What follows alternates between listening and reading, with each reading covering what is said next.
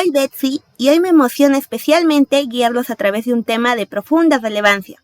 Comparto micrófonos con dos talentosas colegas, Noemí y Catherine, a quienes les doy la más cordial bienvenida. Hoy nos sumergiremos en un documento que es pilar de nuestro sistema de justicia penal, el Acuerdo Plenario 1/2019. Este acuerdo de la Corte Suprema es absolutamente fundamental para comprender cómo se aplica y se limita la prisión preventiva en el Perú. Gracias, es un verdadero honor, Betsy. Como bien señalas, este acuerdo plenario no es solo un documento más, sino es una herramienta indispensable y transformadora para todos los operadores de justicia en el Perú. Su objetivo primordial es sentar una doctrina legal uniforme y vinculante sobre la prisión preventiva. Antes de este acuerdo, la aplicación de esta medida era a menudo inconsciente, lo que generaba incertidumbre y en ocasiones injusticias.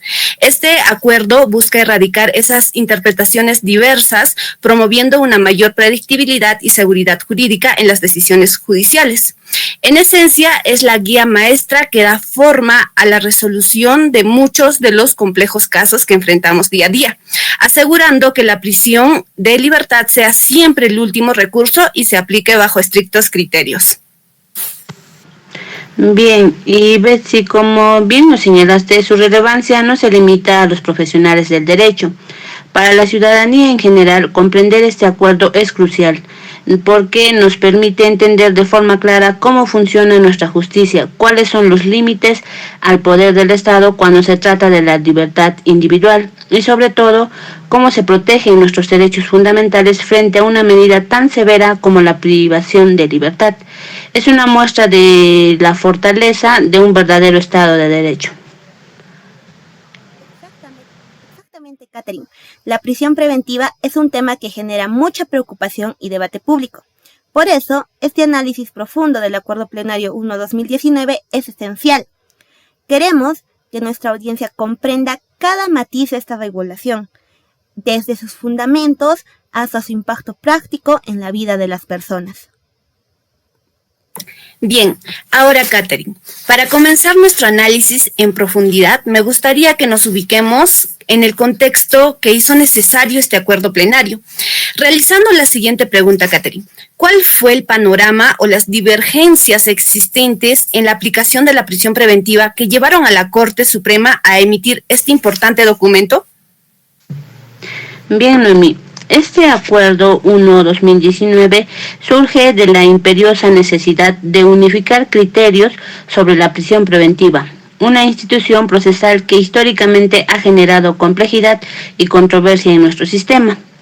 Antes de este acuerdo existía una marcada dispersión de interpretaciones, lo que afectaba a la seguridad jurídica.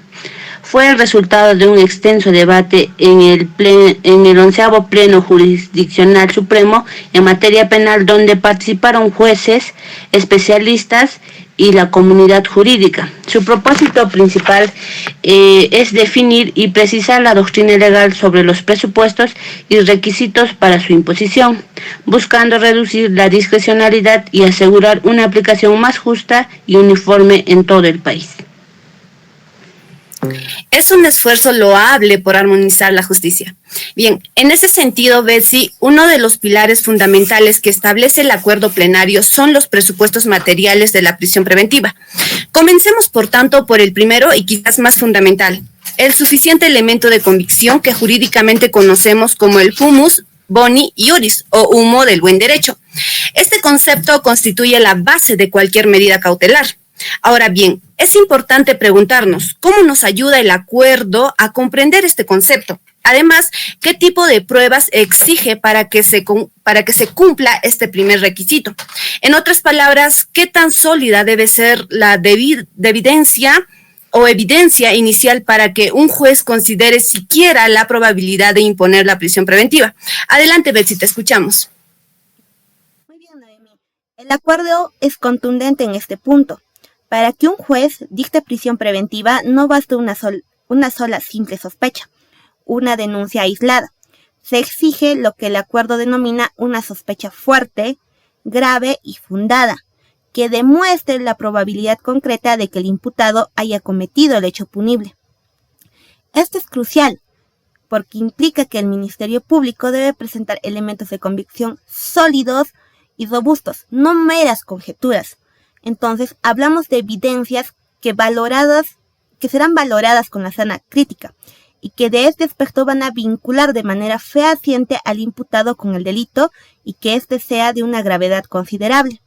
Por ejemplo, no basta una denuncia, deben existir testimonios coherentes, documentos verificados, pericias forenses o grabaciones que respalden esta imputación. Es así que la carga de la prueba para la Fiscalía es por ende muy exigente. Excelente aclaración, Betsy. La sospecha fuerte representa un umbral muy superior a una simple acusación. En este contexto, es fundamental considerar el otro presupuesto, que es el peligro procesal o el periculum in mora. Este concepto, como ya mencionó Catherine, se divide en dos categorías, que es el peligro de fuga y el peligro de obstaculización.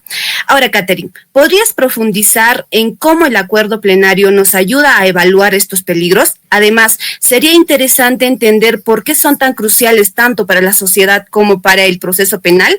En otras palabras, ¿qué criterios específicos se deben considerar para determinar si una persona representa un riesgo real para el desarrollo del proceso o para la sociedad misma? Adelante, Catherine, te escuchamos. Claro, Noemí.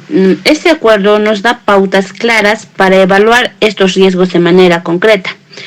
En primer punto, el peligro de fuga, por ejemplo, se analiza considerando el arraigo del imputado, ya sea domiciliario, familiar o laboral, la gravedad de la pena esperada y su comportamiento anterior en otros procesos, como si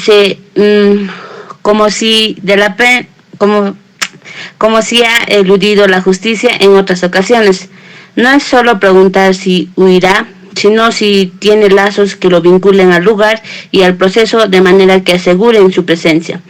En segundo lugar, el peligro de obstaculización. Por su parte, se relaciona con la posibilidad de que el imputado altere pruebas, destruya documentos o influya indebidamente en testigos, peritos u otros coimputados.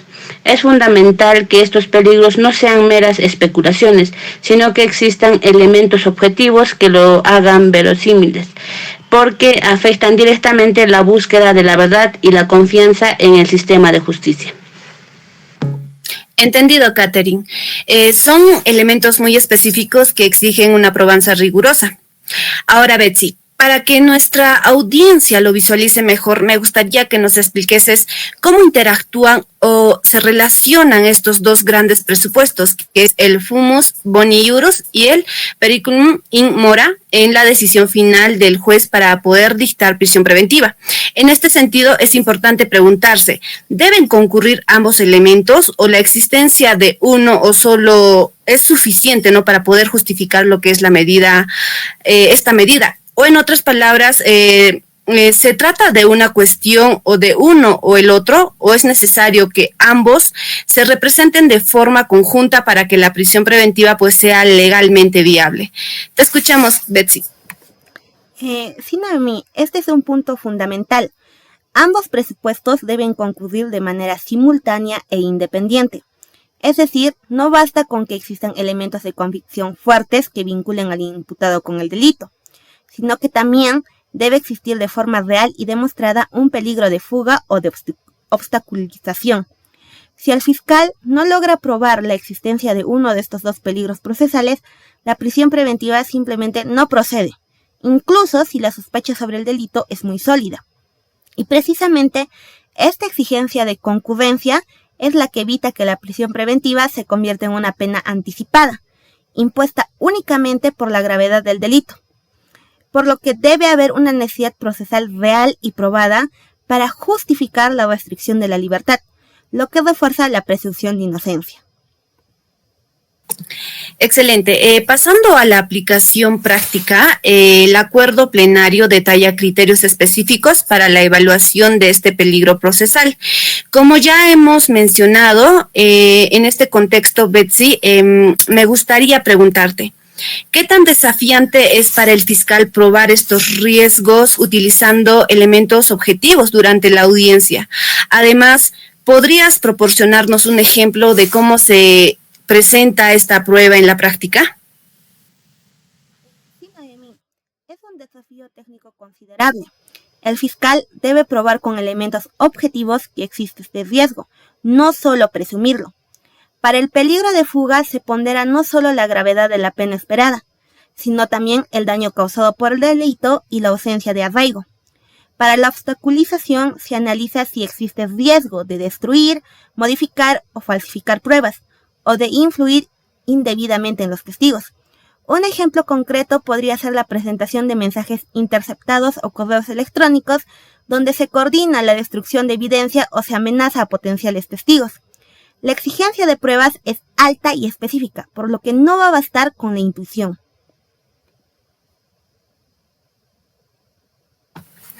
Esa demostración objetiva es vital. En ese sentido, Catherine, es importante destacar el principio de proporcionalidad y razonabilidad que el acuerdo subraya con tanto énfasis.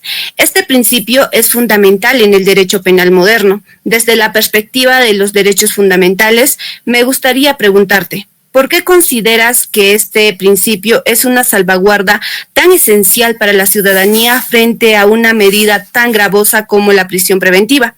Además, ¿cómo garantiza que la medida sea justa y no excesiva? Y por último, ¿qué alternativas se promueven en su aplicación para asegurar un equilibrio adecuado entre la justicia y los derechos individuales? Bien, Noemí. Debo señalar que este principio es la esencia de la protección de la libertad.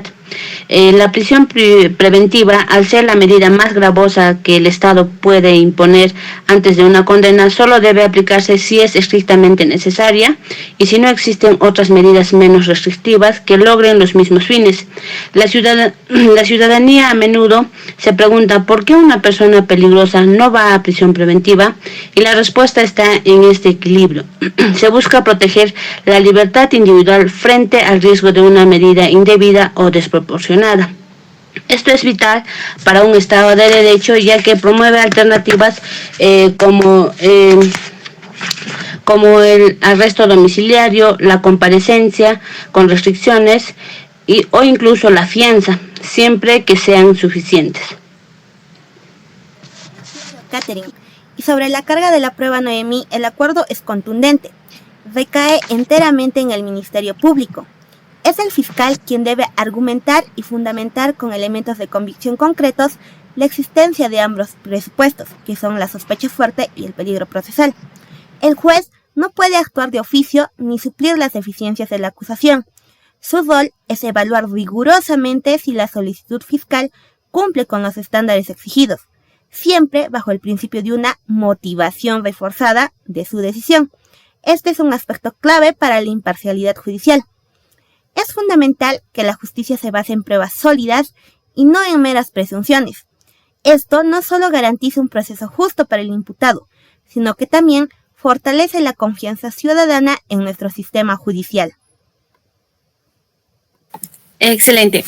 Catherine, abordemos ahora el impacto de este acuerdo plenario. En tu opinión, ¿crees que ha logrado reducir el aislamiento carcelario, que es una problemática tan grave en nuestro país? Además, me gustaría saber cómo ha influido este documento en la percepción social sobre la prisión preventiva. Por otro lado, podemos afirmar que ha generado una mayor conciencia sobre la excepcionalidad de esta medida y sus aplicaciones. Es fundamental entender cómo estos cambios han afectado tanto a la administración de justicia como a la opinión pública. Adelante, Catherine, te escuchamos. Bien, Noemí, es una pregunta compleja la que realizas. Bien, si bien el acuerdo establece pautas más claras y rigurosas para la imposición de la prisión preventiva, la realidad del hacinamiento carcelario en el Perú sigue siendo un desafío estructural que va más allá de un solo acuerdo. Sin embargo, lo importante es que se busca que cada persona en prisión preventiva lo esté por una razón justificada y no por una aplicación automática o arbitraria. Esto a largo plazo sí influye en la percepción ciudadana de justicia al enviar la señal de que se respeten los derechos y que la privación de libertad solo ocurre tras un análisis riguroso y conforme a ley. Bien, desde una perspectiva más técnica, Betsy, el acuerdo ha generado un marco interpretativo valioso. Sin embargo, me pregunto, los desafíos prácticos persisten en el día a día de jueces y fiscales. A pesar de la intención de uniformidad, aún se observan diferencias en la aplicación de estos criterios. Además, sería interesante discutir qué mecanismos adicionales podrían implementarse para asegurar una aplicación más homogénea y efectiva de los criterios establecidos en el acuerdo plenario, ya que es fundamental encontrar soluciones que fortalezcan la coherencia en la administración de justicia. Sí, Noemi, absolutamente. Aunque el acuerdo busca la uniformidad, los desafíos prácticos persisten. Jueces y fiscales deben lidiar con la valoración de pruebas complejas en términos acortados. Aún se observan diferencias en la aplicación, dependiendo de los juzgados, de la carga procesal o de las interpretaciones individuales. La labor de la Sala Penal de la Corte Suprema es seguir supervisando la jurisprudencia para asegurar que la uniformidad sea una realidad y no solo una aspiración. La evolución jurisprudencial a raíz de este acuerdo será clave para consolidar su aplicación. Gracias, Betsy. Sin duda, es un proceso de mejora continua. Bien, para cerrar este bloque y consolidar todo lo que hemos aprendido, Catherine, es vital recordar a nuestra audiencia que el acuerdo plenario en su punto 74 establece como doctrina legal los criterios expuestos en fundamentos jurídicos específicos. En ese sentido, podría sintetizar brevemente la importancia de cada uno de estos rangos de fundamentos. Esto ayudará a que nuestra audiencia pues tenga claridad sobre dónde buscar la información clave, es decir, cuáles son los artículos o secciones más importantes que resumen la esencia en este acuerdo, ya que esta información es crucial para una comprensión adecuada de su aplicación. Bien, Noemi, con mucho gusto. Bien, los fundamentos que voy a señalar son pilares de la doctrina legal que se deben aplicar de forma vinculante. Así tenemos los fundamentos 24 al 27, en donde se establece la necesidad de una sospecha fuerte o elementos de convicción suficientes para imputar el delito, es decir, una base probatoria sólida. Por otro lado, tenemos los fundamentos 34 al 55, en donde se detallan la evaluación del peligro procesal, cubriendo el peligro de fuga y el peligro de obstaculización. Ahora, también tenemos lo que son el fundamento 57 al 59, donde se define la duración de la prisión preventiva, enfatizando que debe ser por el tiempo imprescindible y solo mientras subsistan los motivos, con revisión de plazos. Ahora tenemos el fundamento 67, donde se subraya la obligatoriedad de la audiencia de prisión preventiva, donde se confrontan los argumentos del fiscal y defensa. Por último, tenemos el fundamento 71, en donde se exige una motivación reforzada en el auto judicial que dicta la prisión preventiva, asegurando la justificación de la decisión y su registro. Todos estos puntos buscan un balance fundamental entre la seguridad jurídica y la protección de los derechos, garantizando que esta medida solo se aplique bajo estándares muy elevados. Gracias, Catherine. Una síntesis muy clara y útil. Estos fundamentos son sin duda la hoja de ruta que guía la aplicación correcta de la prisión preventiva. Bien, queridos oyentes, hemos llegado al final de este episodio en el cual hemos desgranado el acuerdo plenario número 01-2019.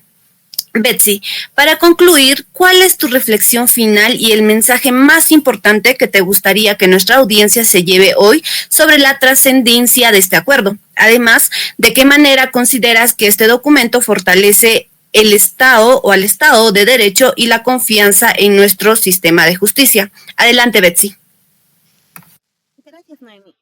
Mi reflexión final es que este acuerdo marca sin duda un antes y un después en la jurisprudencia sobre la prisión preventiva en el Perú. Su impacto va a ser duradero siempre que la interpretación y aplicación por parte de los operadores de justicia se mantenga fieles a su espíritu garantista. Es un instrumento que nos impulsa hacia una justicia más predecible y equitativa, en la que la libertad es el valor supremo que se protege con rigor. Bien, Noemí, desde tu perspectiva, ¿qué mensaje final le darías a nuestra audiencia sobre la relevancia de este acuerdo y cómo nos empodera como ciudadanos al comprenderlo? Gracias, Catherine. Bien, mi invitación a la ciudadanía es mantenerse siempre informada sobre estos temas tan relevantes, ya que es fundamental comprender que la prisión preventiva no es la regla, sino la excepción, y que nuestros derechos están protegidos por marcos jurídicos tan robustos como este acuerdo. Este entendimiento nos va a empoderar. Además, una sociedad informada es una sociedad más justa, consciente de los desafíos y sobre todo de los avances de su sistema de justicia. Este acuerdo es un claro ejemplo de cómo el derecho evoluciona para proteger mejor las libertades individuales. Por tanto, su conocimiento se convierte en una herramienta poderosa para cada ciudadano. Eso sería. Muy bien, colegas. Sus palabras resonan profundamente. Ha sido un placer inmenso conversar con ustedes sobre un tema tan crucial y con un impacto tan directo en la vida de las personas. Catherine, Noemí, muchísimas gracias por su valioso tiempo y por compartir su conocimiento con tanta claridad. Gracias a ti, Betsy. Ha sido un debate muy enriquecedor y necesario. Exactamente, fue un verdadero honor estar aquí. Espero que nuestra audiencia haya encontrado valiosa y clara formación que compartimos hoy en día. Bueno, hasta la próxima, nos despedimos. Chao.